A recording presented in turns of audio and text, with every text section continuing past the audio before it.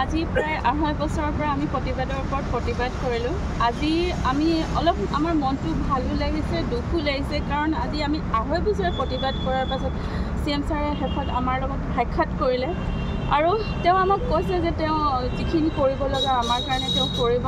সেইকাৰণে ভাল লাগিছে আৰু মুখ্যমন্ত্ৰী ডাঙৰীয়াক বহুত বহুত ধন্যবাদ দিছোঁ যে তেওঁ আমাৰ কথা শেষত বুজি পালে যে আমি তেওঁৰে মানুহ হয় আৰু তেওঁ আমাক মাটিৰ বিনিময়ত মাটি দিম বুলি কৈছে আৰু আমাৰ যিখিনি মানুহ ক্ষতিগ্ৰস্ত হৈছিল সেই মানুহখিনিক ক্ষতিপূৰণো দিম বুলি কৈছে আৰু অতি সোনকালে দিম বুলি কৈছে।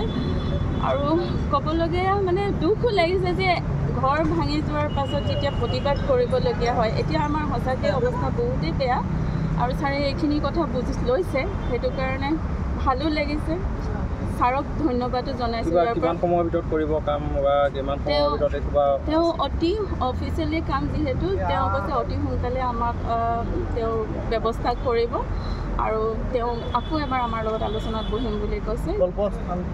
তেওঁ বিকল্প স্থানতেই দিব, আমাক শিলহাকো দিম বুলি কোৱা নাই, যিহেতুকে শিলহাকো ৱেটলেণ্ড হয়, সেইটোৱে আৰু।